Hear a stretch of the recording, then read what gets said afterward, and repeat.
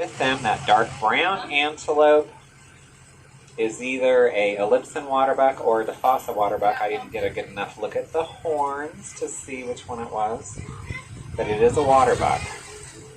Nevertheless, on my right-hand side, vultures are under the tree back there towards the fence line.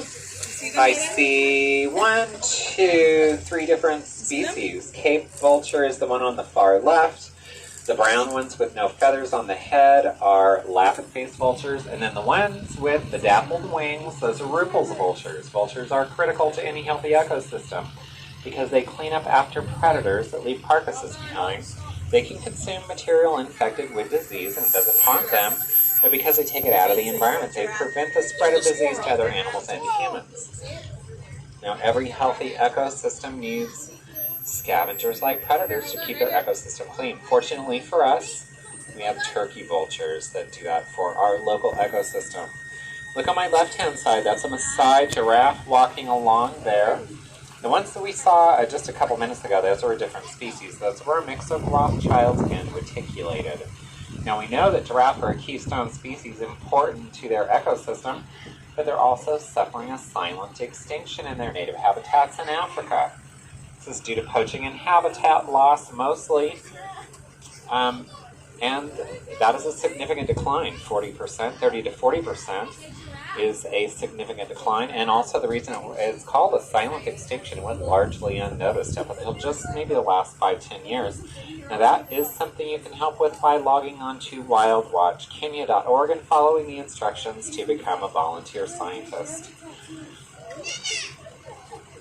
Help them out. Now this one with the dark black spots right there, his name's Gawan. He's the breeding male.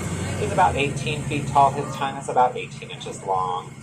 Look on my right-hand side. Pronghorn. These are pronghorn, native to North America. What? And they're new to their habitat, so we're not going to stop it. We're just going to let them adapt to their new home. I didn't know. Now those are not deer and they're not antelope. They are actually their own separate third species. They do have horns like an antelope, but they also partially have antlers like a deer, which are shed every year. So they've got kind of a little mixture. So they're their own thing. Now they're also critically endangered. We have a breeding program to help them increase their populations. Look right here on my left-hand side, these shaggy brown antelopes with the white circles on their rumps. Those are Ellipsan waterbuck. The white circle on the rump is called a follow-me mark. When they migrate, they keep an eye on each other by following those follow-me marks. Now that larger tan antelope with spiral horns has the Patterson eland. That's one of the largest species of antelope. They reach up to 2,000 pounds and 6 feet tall.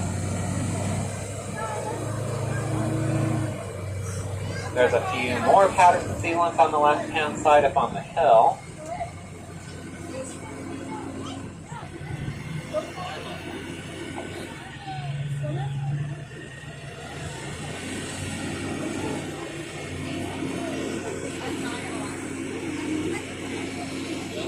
Over on my left-hand side, there's a couple of dark brown antelopes, which are sable antelopes, and we also have some Cape buffalo, which are a fierce defensive unit. Now, if that herd is threatened, they will actually fight together to protect the herd, even if they're threatened by a pride of lions. They will form a defensive line and stomp the lions to death. That's what's necessary to protect the herd. And they are extremely effective, which allows lame individuals to continue living a long, happy life in the Cape buffalo herd. The only ones really at risk are the calves, and they take very good care of them. They keep them in the middle of the herd, surrounded by adults protecting them. Look on my right-hand side at the top of the hill. Now, his name is June. He's a dromedary camel, a retired animal ambassador. He lives out here watching the tours go by with his roommates. There's the Somali wild ass right there. The black striping patterns on the Somali wild ass legs are unique to each individual, and those are also follow-me marks, like the white circle on the rump of the Ellipsan waterbuck.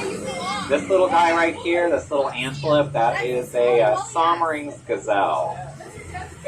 As we go up the hill, we will not be stopping, so keep your eyes directed towards the left-hand side for more wildlife.